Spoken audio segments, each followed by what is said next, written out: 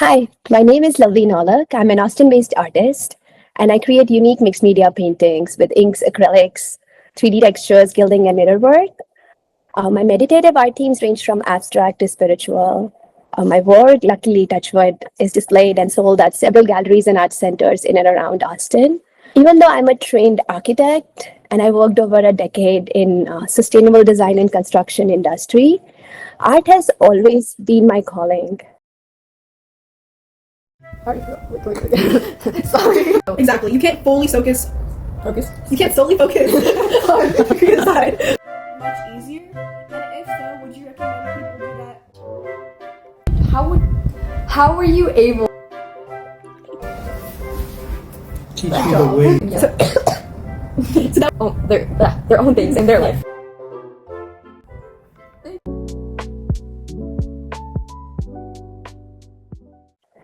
I started getting my art commissions when I was in high school. And between high school and college, that summer vacation, I made so much art. When I go to India, people still have it displayed in their home. And then after coming back here, I kind of took a backseat, but I always did some art. A lot of people came to me to learn art. So I continued doing that. I always thought I will retire and then I'll become an artist. But 2020 social distancing time, it was a blessing in disguise for me because I got uninterrupted time to just paint and develop an art practice. After that, going back to my normal job and everything just didn't feel right.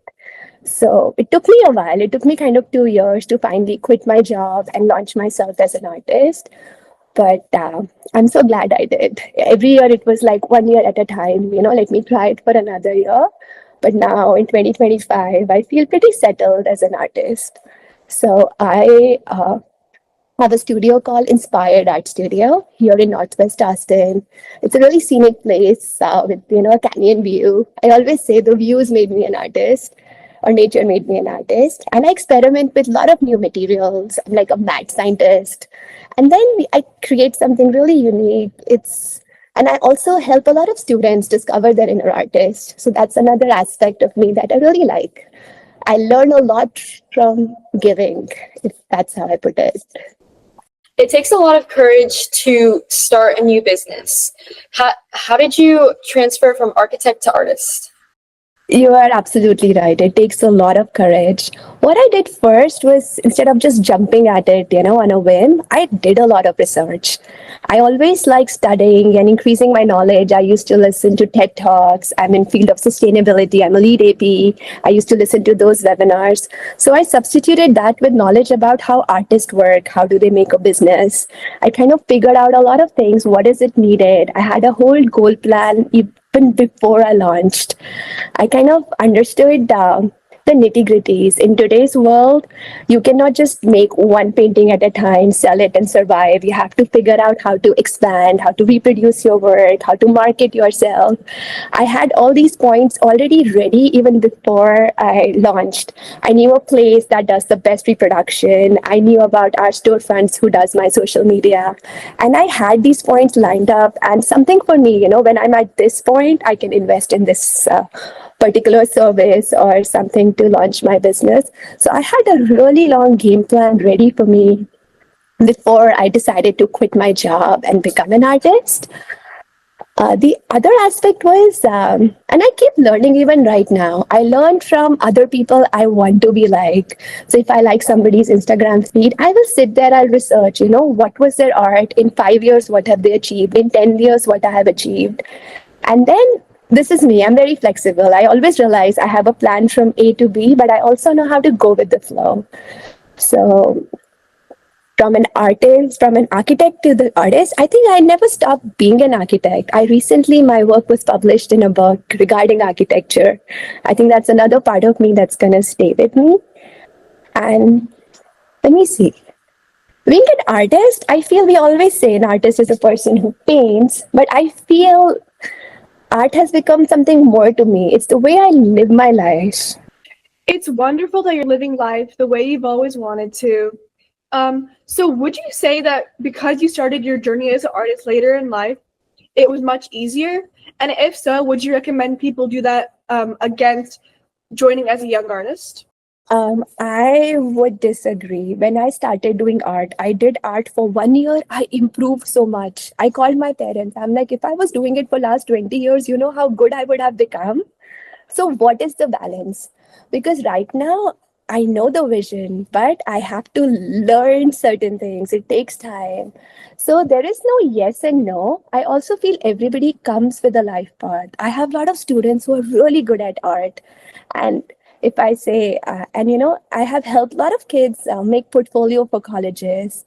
So I feel in today's world, you can't think of like a Van Gogh who just did one painting and this is, you have to think of a bigger avenue.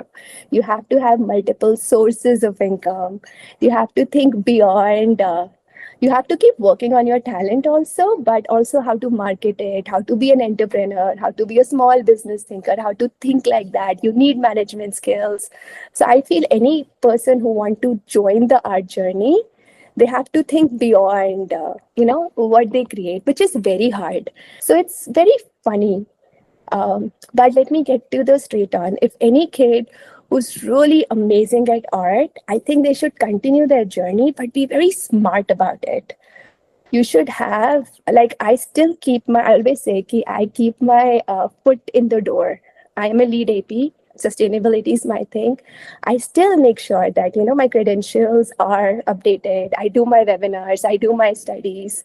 So I know if, anything happens, I have another career to go back to that I also love. If I can become 100% artist, yes, there are 1% people who are that lucky that, they get that super break. Am I that talented?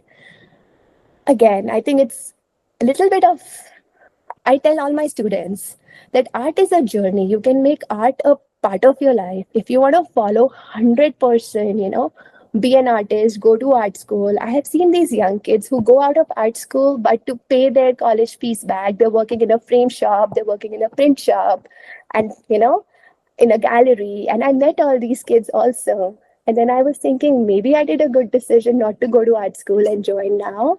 So I think each for its own journey is the better thing. We all have a unique journey. If we kind of figure it out, what we want, what nature wants from us, there's a term called hukam. I'm very spiritual, so kind of, it's like everybody has that spark, how to use it effectively, when it will become your main thing. So we have to trust life a little. You can't over plan it. So if somebody is an artist, it's really good at it, you should look at, yes, you will paint, but what else, right? Maybe the courses you take should be beyond art. It should be about how to market your career, how to be an entrepreneur, how to, do other things. Maybe learn a secondary skill. So I think that answers it for me. But people say it's starving artist. I have seen artists that are not starving. They get it, right? If you are creative and this is something you have to do, you have to be very strong internally to pursue it all the way. I find it challenging at this age. For a younger person, I can see how it can just sway you. So selling art is not just about your art. It's also about your story. You become the brand. It is your vision. When you are becoming an artist, the world, everybody's seeing the world through my eyes. And that is something, I was very lucky. I got amazing mentors in my life. If you don't represent your art, nobody will buy your art. You have to stand next to it. You have to tell your story. I think I'm deviating from the question. I'll just stall here for a second. Go ahead. What does your day-to-day life look like as an artist? The best thing I did when I became an artist, I stopped wearing watches. I'm not controlled by time. I still remember when I started doing meditation and I have a really good home with a scenic view. I was never home. I was working as a, I'm telling this so you can compare my life from what it was, what I wanted it to be, and even when I have it, yeah. So anyways, I was never home. Even on weekends, you have projects, you're working on it. I loved my job, but I was never home. Then I started being home more. And then, after like COVID, this happened, right? I got that time. There was just nothing to do. I had got like, I can just work on pieces. It was so peaceful. But now when everything is back to normal, everybody is going back to school, it's there. I tried to create a balance for my life. So I start my day very slowly. I don't rush my day.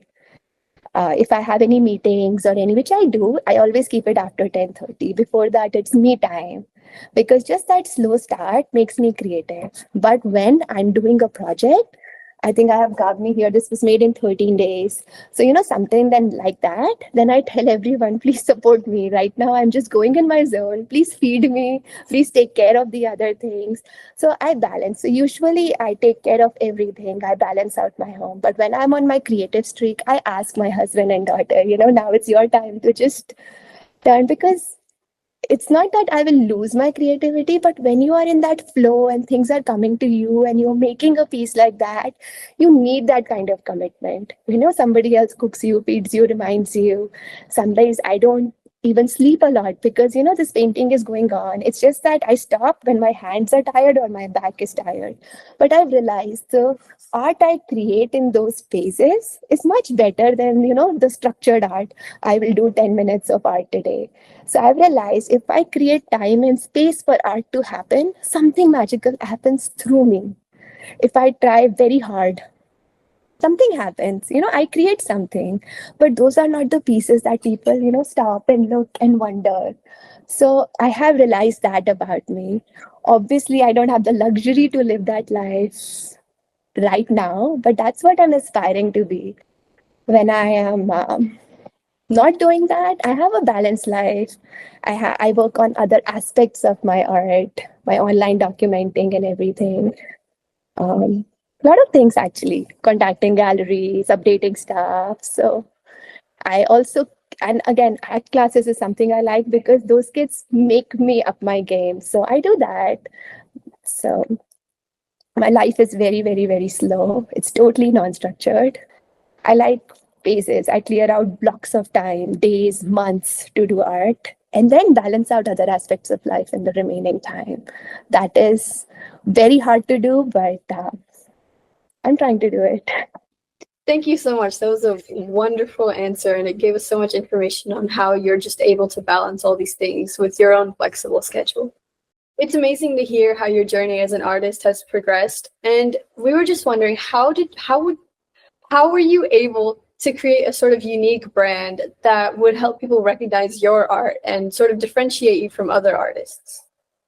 And my daddy had written a long time back, I will only, because I know I could look at art, I can just reproduce it. I knew that. But how to get that original thing out, I didn't know how to go about it. So at some point, when I realized I had when something through me will come, maybe then I'll become an artist. I journal a lot. So I had a wish like that. And after a couple of weeks or months, I opened my sketchbook again, I looked at it, and the word Fakeeri came to me.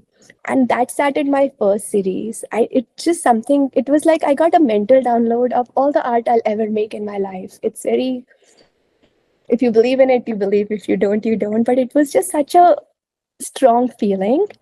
And that's when I made my first series. It took me 2 years. I pitched it to a couple of galleries for solo shows because I had the vision that I had these dancing, and you can see one Fakeeri painting behind me, the blue one and the Noor. It was, I had not created this art, I had a vision for it. I'm really good with writing. I wrote about it and sent it to people, but nobody got the vision till they see it. So I spent 2 years making it myself. I had the whole series ready. I just didn't have a venue for it. I had the people who wanted to support me. Just finding that venue was really hard. You don't know how many calls I made. I used to go around Austin and I used to wonder, where will I have my first show? Because I realized what I had was so special and so unique. And the galleries usually like mid-level artists. I'd done my research, 5 to 7 years. That's when they take you in for solo shows, right? And my whole series together is something I wanted to present. And there was this wedding rental hall, right? So, and there is a Bethany church. So first I went to a lot of Hope Church. I went to Bethany Church. They were pretty okay about it. They kind of had the space I wanted, but they won't get back to me for days. And summer vacation was over, and I really wanted to get it done during the summer, my show. And then I went to this, wedding. I was just driving past. So can you imagine an artist who has an art ready, but she does not have a space to show? I went to so many places, and then I thought, why not I just go to this, wedding rental place also? And that lady talked to me. She saw my passion, and she said, usually I charge a lot for it, but I will rent you my place only for $500. And when she said yes, the next day the Bethany Church also said yes. Now I had two venues. The funniest thing it happened was that for that show, I was planning to take, just my red colored series. That's how I see as an artist. But something happened. There was a confusion when we were supposed to transport the paintings to the venue. I was not home. So my friend, she took all the paintings in my home to the venue. By the time I came home and got ready, everybody there kind of, took the painting from her van, displayed it. They all did it for me. And while holding those paintings and doing that, they just, I don't know, fell in love with my work. So next day, I got so many calls. I sold so many paintings. So when I had my show at this wedding rental place, all of them had red dots. There was hardly anything. So I had to go back and, get prints and something. So I have something original I can sell, more.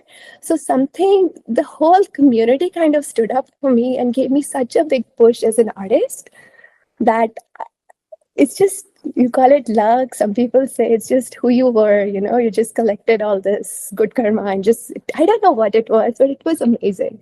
And even after that, I made sure I do a personal surveys, go to their home, help with install. So that is, but when I started that's how the Fakeeri brand became. Even now, there's a lady who found it in, what is that store? It's funny that is something people now associate with me. So it's very interesting where life takes you, how you plan it. Now I have so many series in mind, but I have so much other work that keeps coming to me. So I'm trying to see where to go next. I have it's not just one path for me, one series per year like I had planned. Now it's getting really interesting. Mhm. Thank you for sharing that with us. It's wonderful to see where life will take you and how your path will really differ from what you imagined. There's another interesting story. I think what I am translates to my art. So that is my brand, I think. That authenticity. Thank you so much. It's so interesting to hear about the brands that we all have in us and the way that you learn to convey yours. So you've shared your ups and downs and coming to this point in your career, but is there any specific story you would like to share with us that really highlights your journey as an artist to get here, a certain challenge you had? Yes. So when I moved to Austin 20 years ago, I worked at a nonprofit, sustainable design nonprofit, and we had a residence artist who used to make art there, and she used to feed us the Friday lunch. And I used to go visit her Austin studio tour. I don't know if you've heard of Austin Studio Tour. It's like it's a legacy. In November, all the artists in Austin, they open their studios so people can come and visit. So when I became an artist, I wanted to be part of this. And luckily they started a North Austin version. So I applied and they rejected me that I am not in the Austin boundary. And this was the time when I was getting rejected. I was not getting a hall to display my Fakeeri. This was like another rejection. And during that time, I remember I was volunteer at a kids camp. And after talking to them, I used to sit outside and I used to literally sob and cry because nothing was working out. And then I decided to and that's what it is. It's resilience. I just emailed them. I'm a lead AP. I do all the maps and planning, where radius of everything is. And I made a beautiful map, this is where I live. This is what the boundary is. This is the artists who are close to me that are allowed to participate. Why am I not allowed to participate? It took me it's like it's a waiting game, but luckily they agreed and I got my foot into Austin Studio Tour, which is one of the best things that happened to me. Even, when I go to a library once in a while, actually, a lot of people in my neighborhood just stopped me and they were like, you are Lovleen, you are the artist. We came to your home for Austin Studio Tour.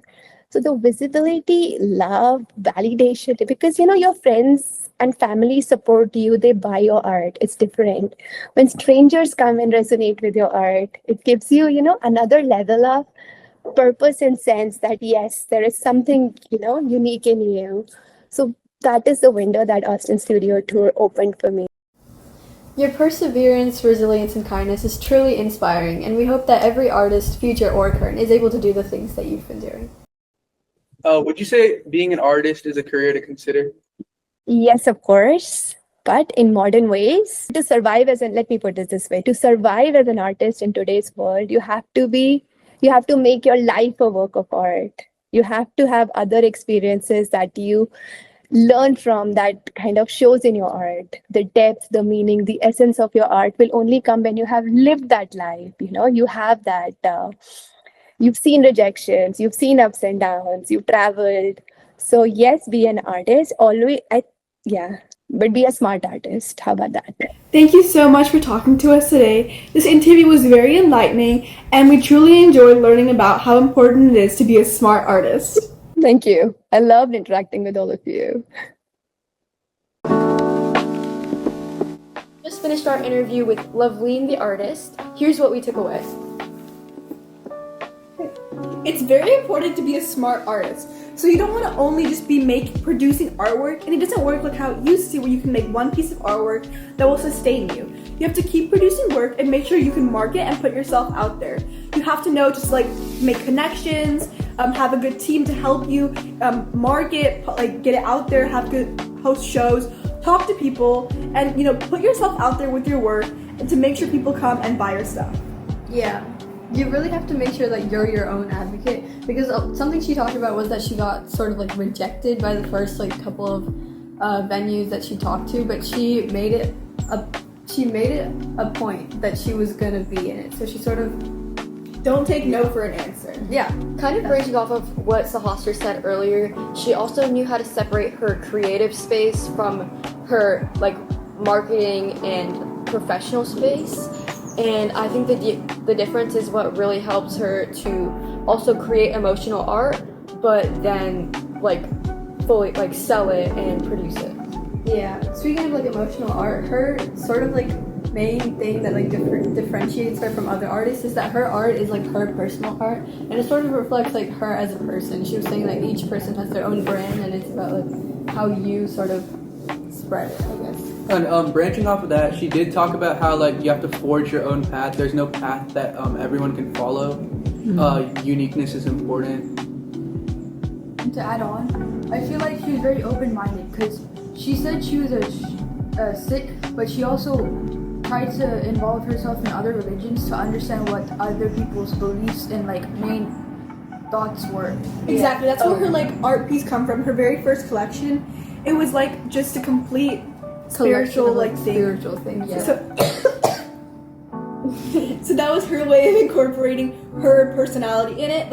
Everyone else who's an artist has different ways of doing it, but that was her way of incorporating her personality. Something I kind of thought was interesting is she based it upon herself and her experiences, right? But the way that she conveyed it was so universal that even people who didn't really understand the concept that she based it off of could relate it to their own things in their life. Yeah, and a lot of things she talked about didn't specifically have to do with art or her career either. You can apply it to your own life, having an open mind, being able to separate different phases of your projects. Alright, I also thought the practical advice was about the multiple sources of income. Oh yeah. Oh yeah, definitely, because she, as an artist, again, it's not stable until you have your thing up and going, and even then there's still a risk something might happen. Yeah. Any career, any creative career is like that. So you want to have multiple sources of income to keep you steady and always have, a safety net. Yeah, she was talking about how you can't, it's not the olden times where Van Gogh would paint one painting, it would go famous, and then you're rich suddenly. Because in this, in today's world already, things are sort of different and hard to go about, so you want to make sure that, as she said, you have a safety net. I like the phrase that she used for that. She kind of had one foot in the door of her world of architecture. She was still she was still an AP on that board. She was still attending webinars. Yeah. So Exactly. You can't fully focus. You can't solely focus on the creative side. Yeah. Okay, I think that's a wrap for today. Thank you guys for watching the video. make sure to like and subscribe if you haven't already, and check out the rest of our videos on our channel.